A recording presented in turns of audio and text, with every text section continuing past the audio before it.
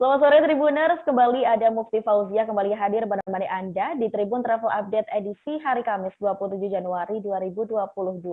Hari ini Tribuners seperti biasa, Mufti pastinya akan memberikan sejumlah informasi dan juga rekomendasi wisata untuk Anda sebagai opsi mengisi waktu luang maupun libur akhir pekan yang menarik untuk dikunjungi. Pastinya disampaikan secara langsung bersama dengan sejumlah reporter kami di beberapa daerah. Inilah Tribun Travel Update selengkapnya.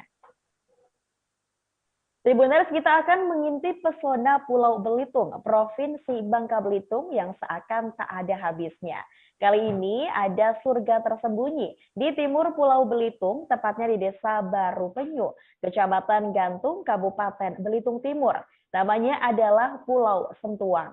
Eksotisme terumbu karang di sekitaran pulau ini tentunya dapat memanjakan mata para pecinta wisata underwater.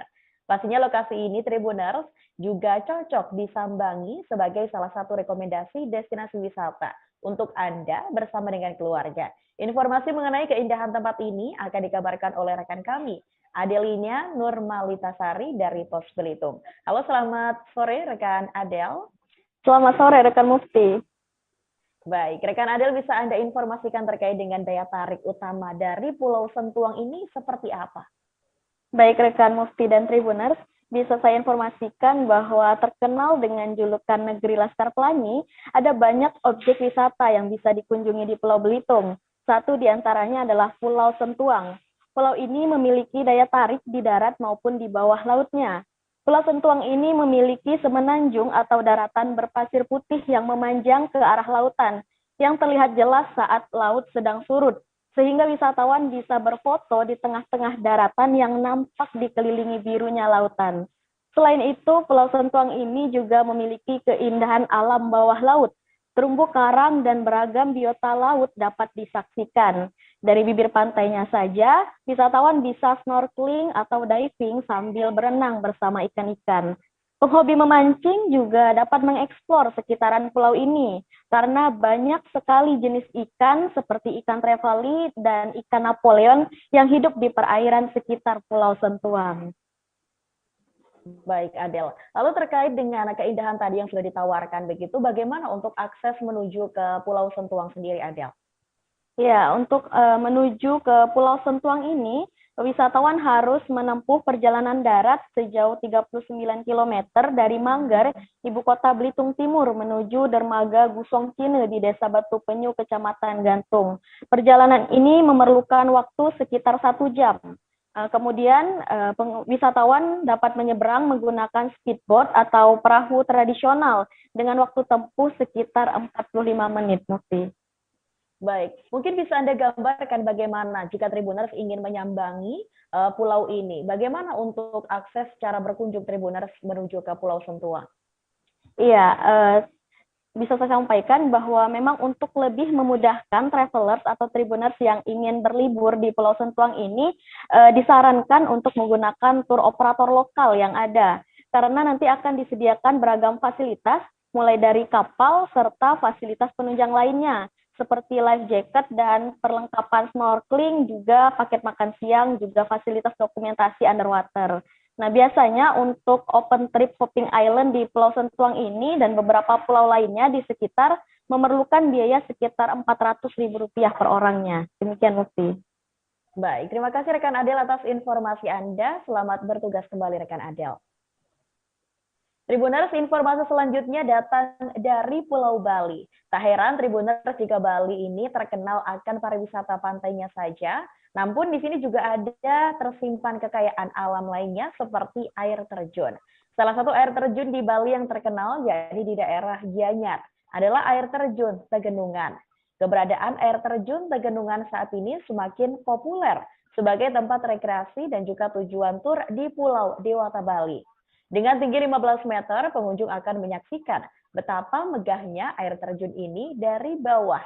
Pengunjung juga bisa dan juga dapat duduk di bebatuan yang ada di lokasi tersebut. Seperti apa lokasi dan juga keindahannya, sudah ada rekan kami dari Tribun Bali, Arini Valentia Jusni. Halo, selamat sore rekan Arini. Halo, selamat sore rekan Mufti.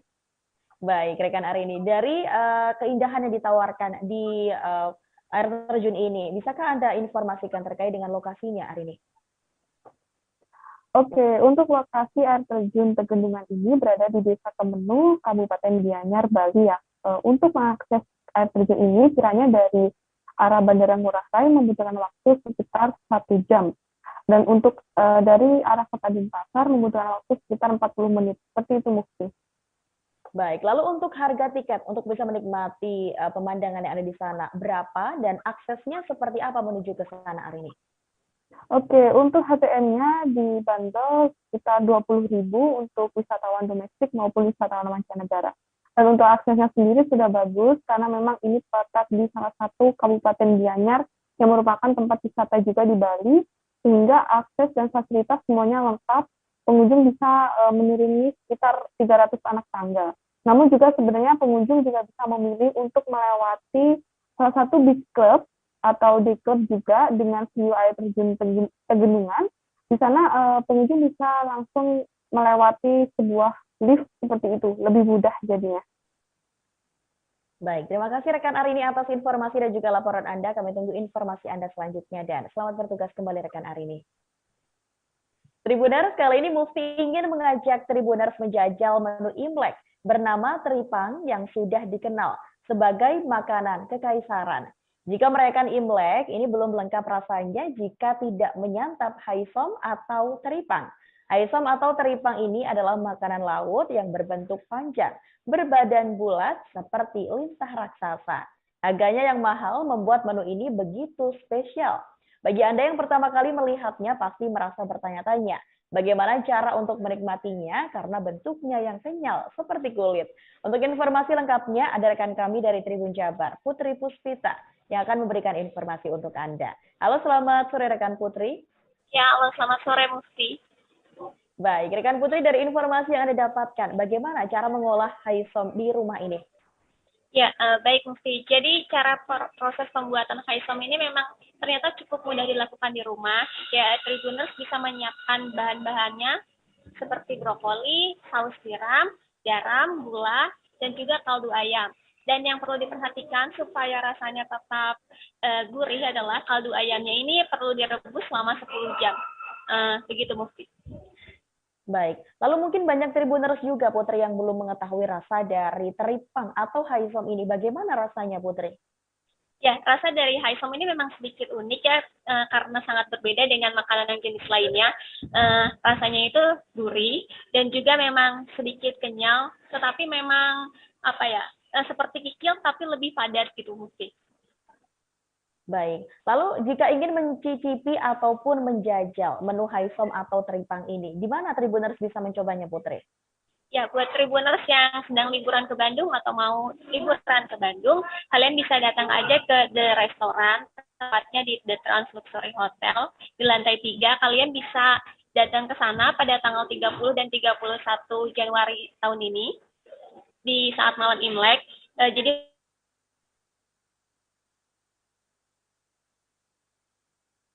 nah ini akan memasak berbagai macam jenis hidangan masakan otentik khas Cina. Begitu. Baik, terima kasih. Terima kasih rekan Putri atas informasi dan juga laporan Anda. Semoga ini bisa menjadi rekomendasi kuliner untuk Tribuners yang ingin merayakan Imlek dengan menu tersebut. Selamat bertugas kembali rekan Putri. Baiklah Tribuners, masih banyak informasi menarik lainnya untuk Anda, jadi tetaplah bersama kami di Tribun Travel Update.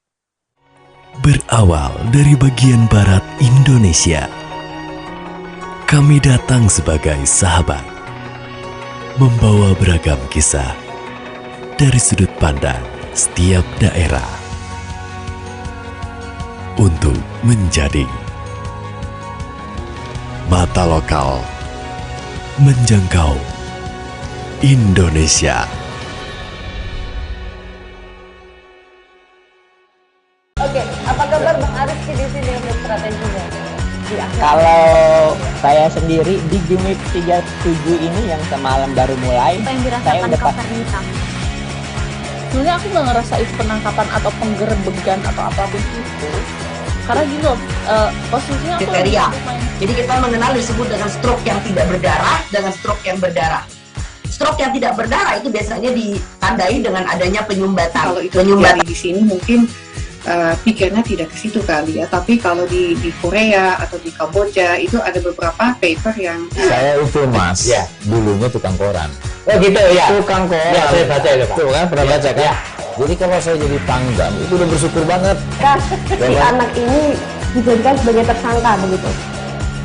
Ya, kalau ini kita bicara yang di luar kasus Sibolombo ya. Dengan nama hujan shower, di mana terdapat batas jelas antara daerah hujan dan tidak hujan yang biasanya terjadi pada fase awal mature stage atau tahap berbahaya dewasa. itu Kang. Jadi mulai artinya terjadinya perlembekan. Nah itu untuk penetrasi akan sulit begitu ya. Dok, saya ini menurut saya memang tidak mudah, bukan urusan tanah diambil. Kalau misalnya Amerika Serikat sekarang, Rasulullah mengatakan dalam sebuah hadis bahwa berpuasa di 6 hari Syawal itu Berawal dari bagian barat Indonesia, kami datang sebagai sahabat, membawa beragam kisah dari sudut pandang setiap daerah untuk menjadi mata lokal menjangkau Indonesia. Oke, apa kabar Bang Arifki di sini untuk strateginya? Kalau saya sendiri di Jumip 37 ini yang semalam baru mulai, saya udah sebenarnya aku nggak ngerasa itu penangkapan atau penggerbegan atau apapun itu, karena gini loh, posisinya aku kriteria. Jadi kita mengenal disebut dengan stroke yang tidak berdarah dengan stroke yang berdarah. Stroke yang tidak berdarah itu biasanya ditandai dengan adanya penyumbatan. Kalau itu terjadi di sini mungkin pikirnya tidak ke situ kali ya, tapi kalau di Korea. Terima kasih Tribuners, Anda masih bersama kami di Tribun Travel Update bersama saya, Mufti Fauzia. Tribuners, bila Anda pergi berkunjung ke Lampung, tidak lengkap rasanya bila tidak melongo atau sedikit bagaimana rupa dari kain tapis. Kain yang dibordir dengan benang emas beserta oleh-oleh aksesoris dan pajangan khas Lampung bisa menjadi salah satu oleh-oleh untuk Anda Tribuners. Kain ini bisa Anda temui di toko Sambodir, Jalan Imam Bonjol, Tanjung Karang Pusat. Toko ini sudah buka sejak tahun 1992 dan sudah menjadi pusat tujuan belanja oleh-oleh tapis bagi para wisatawan. Sudah ada rekan kami dari Tribun Lampung, Agustina Suryati, yang akan memberikan informasi untuk Anda. Halo, selamat sore rekan Agustina. Halo, selamat sore rekan Mufti. Baik, rekan Agustina mungkin banyak yang belum tahu ini tentang kain tapis. Bagaimana atau apa sebenarnya yang dimaksud dengan tapis dan apa saja jenis-jenisnya? Ya, bagi yang belum tahu tentang apa itu kain tapis, jadi kain tapis itu adalah kain khas dari Provinsi Lampung ya. Kain ini merupakan kain yang terbuat dari tenunan benang kapas dengan motif alam, flora, dan fauna yang disulam dengan benang emas ya, dan juga perak dengan cara sulam cucuk ya. Tapis itu dipakai biasanya itu untuk wanita Lampung. Jadi di masyarakat Saibatin dan juga masyarakat adat Pepadun di sana ya. Jadi kain tapis ini digunakan oleh wanita Lampung untuk di acara-acara adat tertentu atau di acara pesta-pesta tertentu seperti itu. Lalu untuk jenisnya sendiri itu tapis ada cukup banyak jenisnya ya, tergantung dengan motif dan juga tergantung untuk cara penggunaannya ya. Lalu, tapis ini ada kurang lebih ada 16 jenis ya. Kalau di Lampung itu ada tapis cung sarat, contohnya itu ada juga tapis medal, laut andak, lalu ada balak, silung, lalu laut, ada tapis linau, ada cucuk andak, cucuk pinggir, tapis tuho, akeng, dewosano, lalu ada juga kaca, bintang, bidak cukil, lalu bintang perak, dan juga ada raja tunggal. Jadi itu jenisnya dikelompokkan berdasarkan motif-motifnya dan juga kapan tapis itu akan digunakan. Begitu, Mufti. Baik, rekan Agustina. Lalu dari toko oleh-oleh yang Anda kunjungi, ada jenis tapis apa saja dan apa yang paling khas di antaranya? Nah, untuk di toko oleh-oleh Sambordir ini, ya, Sambordir ini menjual banyak sekali jenis kain tapis yang ada di sini, karena seperti yang kita lihat, itu stoknya sangat banyak. Di situ ada berbagai jenis tapis, semuanya ada di situ, mulai dari bahan mentahnya juga ada, dan juga ada benang emas mentahnya juga ada di situ. Lalu untuk kain khasnya di situ yang paling banyak dibeli itu adalah kain tapis bordir, ya. Tapis bordir ini harganya juga karena yang paling terjangkau tapisnya, jadi banyak digunakan untuk acara pesta atau digunakan untuk menari Lampung dan sebagainya, begitu, Musti. Baik, rekan Agustina. Lalu bagaimana dengan harga-harga dari tapis yang dijual di sana? Dan apakah ada jenis oleh-oleh lain yang juga dijajakan di sana, rekan Agustina? Ya, kalau untuk harga, Musti, jadi harganya bergantung dengan jenis bordir dan jenis bahan dan juga benangnya, ya. Untuk benang dan kain tapis yang biasa itu, body bordir biasa itu harganya bisa 130-an ya ke atas itu. Lalu ada juga yang paling mahal itu sekira 2 jutaan, ya. Itu kain yang memang benar-benar menggunakan benang emas dan juga bahan tenunannya tentu juga cukup bagus, ya, dan juga padat. Jadi kalau untuk oleh-oleh lainnya itu ada banyak sekali, ya, dan di situ oleh-olehnya juga tidak jauh-jauh dari sulaman tapisnya itu sendiri, ya. Misalnya ada tas, lalu ada sendal, lalu ada kotak tisu, lalu ada pajangan juga dengan bentuk maskot Lampung itu seperti gajah, ada tugu tiger, gitu. Lalu ada juga gantungan kunci. Pokoknya di antara semuanya itu tidak ketinggalan dengan motif-motif tapisnya, begitu, Mufti. Baik, luar biasa. Terima kasih rekan Agustina atas informasi Anda. Kami tunggu informasi Anda selanjutnya. Ya. Selamat bertugas kembali rekan Agustina. Baik, Tribuners, kita menuju ke informasi selanjutnya yang pastinya masih berada di wilayah Lampung, Tribuners.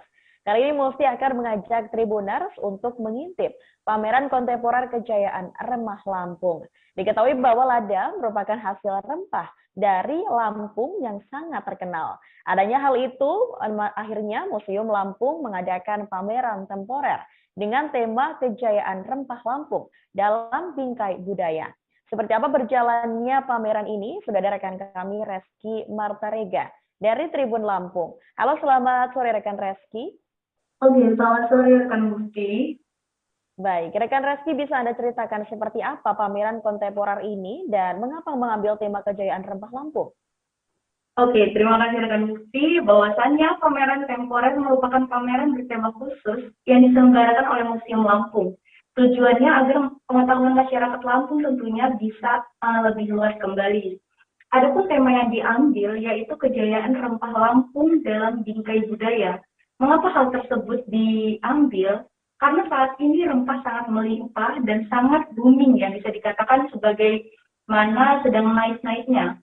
Adapun ciri khas Lampung itu tuh ada pada ladanya, dengan ciri khas rasa yang sangat pedas dan berbeda dengan lada lainnya. Konon katanya, lada tersebut itu tuh diinginkan oleh negara Eropa, untuk diambil ke Lampung. Bahwasanya dulu Eropa pun yang memakan lada tersebut itu tuh adalah kalangan orang-orang yang tinggi. Dalam artian, yang memakan lada dari Lampung itu tuh orang-orang yang berkelas. Karena itu Museum Lampung, yang merupakan instansi budaya, mengaitkan antara rempah dengan kejayaan yang dapat memberikan warna di Lampung itu sendiri. Kurang lebih seperti itu, rekan Mufti. Baik, rekan Reski. Lalu ada apa saja yang bisa dilihat Tribuners di pameran ini ketika Anda mengunjungi juga? Oke, adapun barang yang terdapat di pameran temporer itu sendiri ada berunang. Berunang itu tempat wadah hasil bumi atau wadah itu yang digunakan oleh masyarakat pada zaman dahulu untuk membawa wadah itu dari kebun menuju ke rumahnya. Oke. Sedangkan itu selain itu ada gantang. Itu gantang itu bisa disebut sebagai alat ukur atau timbangan pada zaman sekarang ya. Untuk selebihnya ada perjanjian. Nah, di sana ada perjanjian antara Sultan Banten yang berisikan tentang perniagaan wadah tersebut kepada Lampung. Selain itu ada mata uang VOC dan tapis jungsarat yang digunakan mempelai perempuan suku Lampung beradat pepadun saat upacara perkawinan. Kurang lebih seperti itu, rekan Mufti. Baik, lalu dari benda-benda yang sudah Anda sebutkan atau barang-barang yang sudah Anda sebutkan, apakah barang-barang yang dipamerkan ini bisa dibeli dan jika bisa berapa harganya, rekan Reski? Oke, rekan Mufti, untuk koleksi ini tidak dijual karena merupakan koleksi yang dilestarikan dan dilindungi oleh undang-undang. Adapun yang kita ketahui bahwasannya koleksi tersebut atau makna koleksi museum diatur berdasarkan Undang-Undang Pemerintahan tahun nomor 66 di tahun 2015 tentang museum. Kurang lebih seperti itu, rekan Mufti. Baik, terima kasih rekan Reski atas informasi dan juga informasi Anda pastinya. Selamat bertugas kembali rekan Reski. Oke, baik. Baik, Tribuners, kita menuju ke informasi yang terakhir. Kita akan melihat Hotel Dialog Bintang 4 di Kabupaten Kepulauan Sangihe, berbatasan dengan NKRI yang baru diresmikan. Hotel dengan standar Bintang 4 kini hadir di Kabupaten Kepulauan Sangihe, Sulawesi Utara. Kabupaten Kepulauan Sangihe ini merupakan daerah perbatasan NKRI yang berbatasan langsung dengan negara tetangga Filipina. Kepulauan perbatasan ini baru saja meresmikan Hotel Dialog Tahuna. Untuk pertama kalinya, Hotel Dialog yang berstandar Bintang 4 hadir di Kepulauan Sangihe yang diresmikan langsung oleh Gubernur Sulawesi Utara, Oli Dodo Kambe. Seperti apa lokasi? Sudah ada rekan kami Tribun Manado, Nelti Manamuri. Halo, selamat sore rekan Nelti. Ya, selamat sore rekan Mufti. Baik, rekan Nelti. Untuk Tribuners yang ingin mengunjungi Hotel Bintang 4 atau Hotel Dialog ini, di mana letak pasnya? Ya, baik Mufti, dapat kami laporkan, merupakan suatu kebanggaan meskipun kita terletak di perbatasan NKRI di bagian utara, namun telah hadir hotel dengan standar Bintang 4 di Kabupaten Kepulauan Sangihe yang letaknya lebih spesifik itu di Kelurahan Santiago, Kecamatan Tahuna, Kabupaten Kepulauan Sangihe, Sulawesi Utara. Dan jarak yang ditempuh itu dari Pelabuhan Tahuna sekitaran membutuhkan waktu 10 menit bisa sampai di hotel. Sedangkan jarak di bandara itu membutuhkan waktu kurang lebih 30 sampai 40 menit. Demikian Mufti. Baik, rekan Nelti. Lalu kapan kira-kira tepatnya Hotel Dialog ini diresmikan? Dan apa yang membedakan Hotel Dialog dengan hotel yang lain yang ada di Sangihe, rekan Nelti? Ya, baik, Mufti, dapat kami laporkan untuk peresmian sendiri dari Hotel Dialog yang Bintang 4 ini diresmikan baru saja tadi oleh Gubernur Sulawesi Utara, Bapak Oli Dodo Kambe, yang juga dihadiri oleh Ketua Dewan Perwakilan Rakyat, yaitu Bapak Franciscus Andi Silangen, beserta juga dengan Bupati dan seluruh rombongan yang mengikuti agenda peresmian Hotel Dialog. Dan pada tanggal 1 Maret nantinya, dapat kami laporkan untuk Tribuners, 1 Maret nantinya akan dilaksanakan grand opening untuk Hotel Dialog. Baik. Lalu untuk apa yang membedakan Hotel Dialog dengan hotel yang lain? Mungkin bisa Anda informasikan, rekan Nelti? Ya, baik Mufti, dapat kami laporkan apa yang membedakan Hotel Dialog dengan hotel lainnya tentunya dari segi kualitas. Di sini Hotel Dialog juga sudah berstandar Bintang 4 dan fasilitasnya tentu sangat jauh berbeda dari hotel lainnya. Dapat kami sampaikan fasilitas yang ada di Hotel Dialog itu memiliki 107 kamar dengan 4 tipe kamar, yaitu tipe deluxe room, ada deluxe ocean dan juga serta suite ocean, dan juga dilengkapi dengan fasilitas berupa fitness sentral dan juga yoga, dan juga ada new restoran dan bar dan atmosfer indoor dan outdoor, serta meeting room dengan kapasitas 100 pax dan 80 pax, serta gunakan ballroom dengan kapasitas maksimal 300 pax. Dan masing-masing harga kamar itu bervariasi ya Mufti, dari mulai paling murah itu 1.200.000 dan paling tinggi itu 2 juta rupiah Mufti. Demikian. Baik, terima kasih Nelti atas informasi dan juga laporan Anda. Lebih lengkapnya kami juga sempat melakukan wawancara dengan Edward Kuslam yang merupakan manajer sales dari Hotel Dialog. Berikut informasinya untuk Anda. Hotel Dialog sendiri ya, seperti Mbak Nelti bilang ya, kita adalah bukan salah satu ya, baru jadi satu-satunya tempat yang ada di Dialog. Jadi pada dasarnya memang kita untuk proyek ini kita udah kelar 80%. Dari planning kita di awal, kita itu openingnya di tanggal 1 Maret. Tanggal 1 Maret kita akan beroperasional 90 kamar. Dari total kamarnya kita itu di 107 kamar. Tapi untuk di tanggal 27 Januari ini kita peresmian. Peresmian ya Pak? Tanggal 27 Januari ini kita peresmian. Kebetulan kita dari 23 dan kebetulan di tahunnya ini lagi ada event yang merupakan event nasional juga. Kita menjadi salah satu tuan rumah juga sih untuk kegiatan PGI nasional. Kita dari tanggal 27 Januari. Dari tanggal 27 Januari, kebetulan yang dari provinsi ataupun yang dari luar kota, itu kita ada sebagian dapat juga. Karena kebetulan kita cuma bisa menyediakan 60 kamar, di mana kita tahu jumlah peserta PGI itu mungkin lebih dari 100, lebih hampir 200 ya. Iya Pak, jadi betul. Ya, kita hanya menyediakan 60 kamar, sisanya bisa. Tribuners, demikianlah informasi dalam travel update kali ini. Jangan lupa terus nantikan informasi lainnya hanya di Tribun News. Jangan lupa untuk terus menerapkan protokol kesehatan dimanapun Anda berada. Saya Mufti Fauzia, wakil kru yang bertugas, pamit undur diri. Terima kasih dan sampai jumpa. Jangan lupa like, subscribe, dan share ya.